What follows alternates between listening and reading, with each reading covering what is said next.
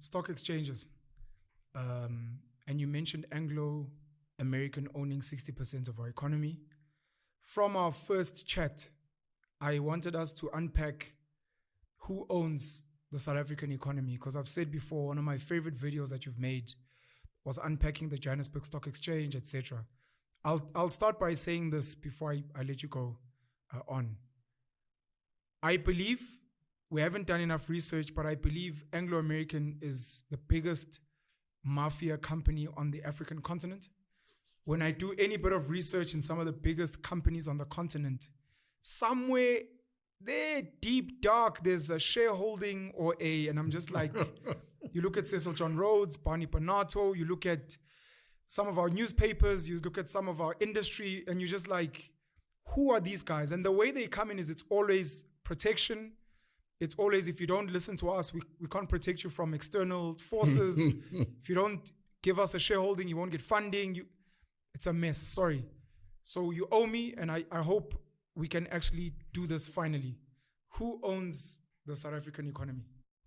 And it's interesting that we're having this discussion now at a time where we've already started creating context from the German economy and and the Japanese economy, and how they are colonies, just like South Africa, because of private capital ownership of the economy. Now, in as much as we say that Anglo America is a juggernaut and a mafia, we must also remember that Anglo America itself is created by Jewish capital that came from Germany. So the Oppenheimers are people who came from Germany. Then they got funding from Jewish bankers in New York to create Anglo America in about 1914 to about 1917.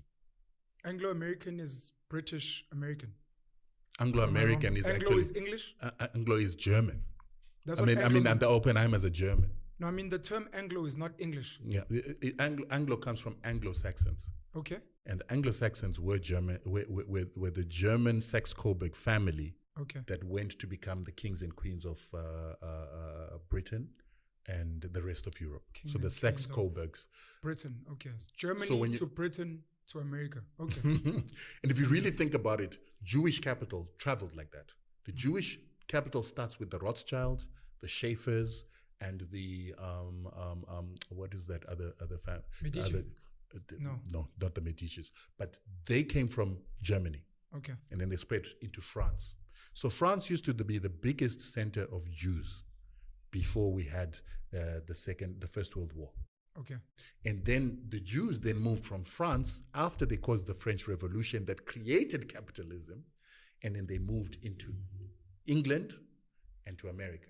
Okay. So by the time we get to the First World War, the biggest capital for Jews is no longer France, but is now England. Okay. And then when we come from the First World War and America is beginning to show that it's becoming the biggest power in the world, the capital moves where? To America. Yeah. But when you understand that even the American capital system was funded by the Rothschilds, where you had people like JP Morgan going to learn banking and investment banking in London, and then taking capital that was given in London by London financiers, who obviously are the Rothschilds. That's how he comes and starts creating the American economy. The same thing happened in South Africa. Sure. Cecil John Rhodes, Alfred Bate, these people were funded, Barney Bonato, by the Rothschild capital. Sure.